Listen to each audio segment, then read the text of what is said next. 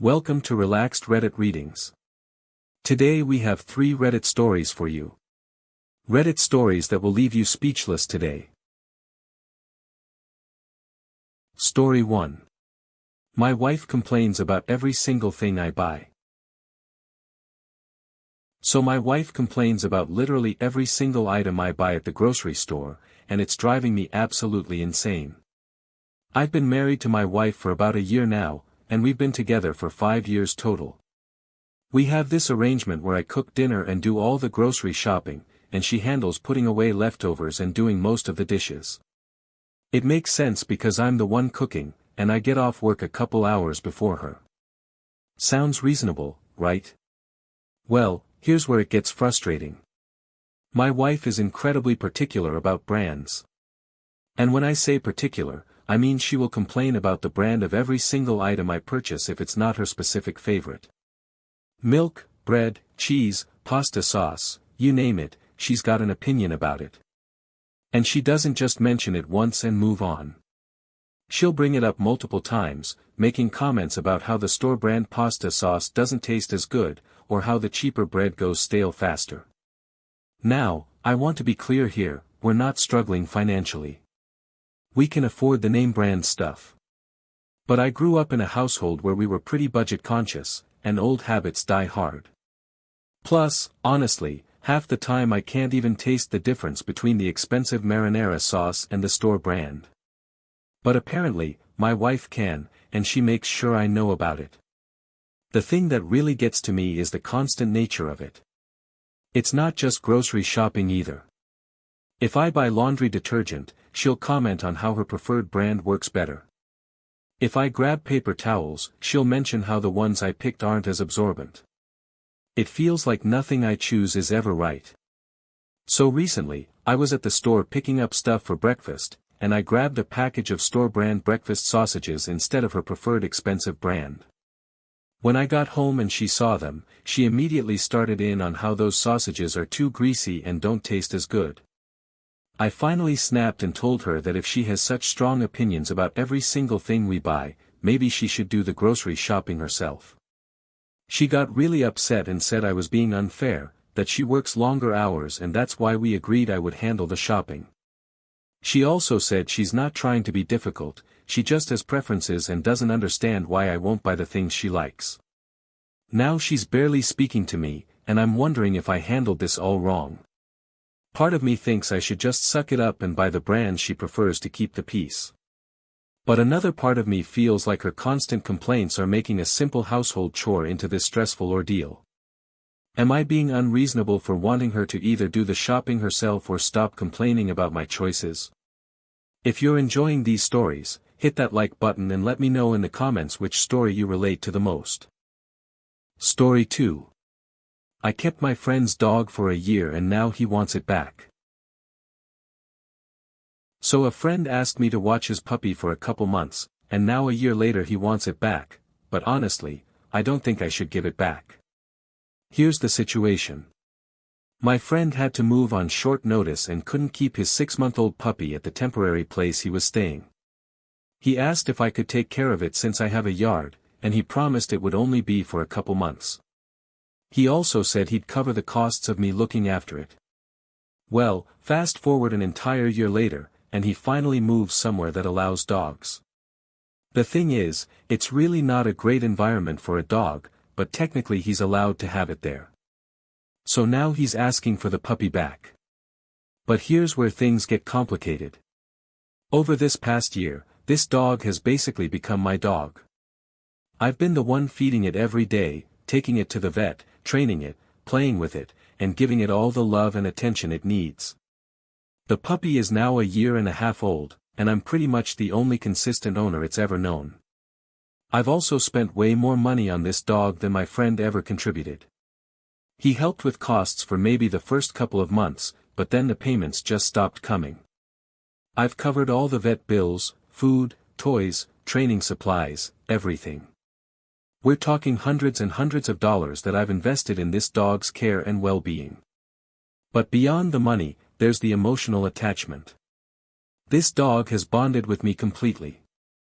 It follows me around the house, sleeps in my room, gets excited when I come home from work. I've become its person, you know. And honestly, I've become pretty attached to it too. It's been such a wonderful companion, and the thought of giving it back is breaking my heart. The thing that really bothers me is that my friend seems to think he can just waltz back into the picture after a year and pick up where he left off. Like, he disappeared from this dog's life for 12 months, barely contributed financially, and now expects me to just hand it over because technically it was his originally. When I brought up all the money I've spent and suggested he reimburse me for the care, he got defensive and said he never asked me to spend that much. He claims he would have been fine with basic care, but that's not fair to the dog. Animals need proper veterinary care, good food, and mental stimulation. I wasn't going to provide substandard care just to save money. The environment he's moving to really isn't ideal either. It's a small apartment with no yard, and he works long hours. This dog has gotten used to having space to run around and having someone around most of the day. I genuinely think the dog would be happier and better cared for staying with me. My friend thinks I'm being selfish and trying to steal his dog. He says he always intended to take it back, and that I was just fostering it temporarily. But a year doesn't feel temporary to me, and the complete lack of financial support makes me feel like he abandoned his responsibilities. Am I wrong for wanting to keep a dog that I've essentially raised and cared for as my own? Story 3. I'm giving my dying mom alcohol against medical advice. So I've been sneaking my dying mom alcohol while she's in hospice care, and I need to know if I'm doing the right thing. My mom is in her 50s and she's terminal with liver cancer. She's currently receiving in-home hospice care, which means we're focused on keeping her comfortable rather than trying to cure her. The doctors have been very clear that she doesn't have much time left.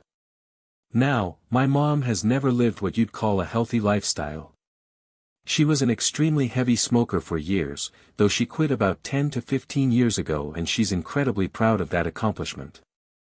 She's also been morbidly obese her whole life, hasn't managed her type 2 diabetes as well as she should have, and for several years she was drinking 4 to 6 alcoholic beverages every day. So yeah, her health choices definitely contributed to where we are now. Here's the thing though, since her diagnosis, the medical team has told her absolutely no alcohol. They say it could interfere with her medications and potentially make her remaining time more difficult. But my mom keeps asking for just one drink. She's not asking to go back to her old habits of drinking daily. She just wants occasionally to have a single beer or a glass of wine. She talks about how it would bring her comfort and help her feel a little bit normal during this horrible time. The hospice nurses and her doctors are completely against it. They keep emphasizing that alcohol could have dangerous interactions with her pain medications and other treatments. They've made it very clear that they don't want family members providing her with any alcohol whatsoever. But watching my mom suffer, knowing she's going to die soon anyway, it breaks my heart that she can't have this one small comfort. So I've been occasionally giving her a light beer or a small glass of wine when the medical staff isn't around. Nothing excessive, just enough to give her a moment of enjoyment. Her face lights up when I bring it to her, and for just a little while, she seems less focused on her pain and more like herself. The guilt is eating me alive though. On one hand, I feel like I'm honoring my mom's wishes during her final weeks. She's already dying, and if a beer brings her a moment of happiness, why shouldn't she have that? Her quality of life is already so compromised, and we're talking about very small amounts of alcohol very occasionally. On the other hand, I'm directly going against medical advice from professionals who understand her condition better than I do. What if I'm actually making her suffering worse? What if the alcohol is interfering with her pain management in ways I can't see? What if I'm shortening what little time she has left? I keep going back and forth on this.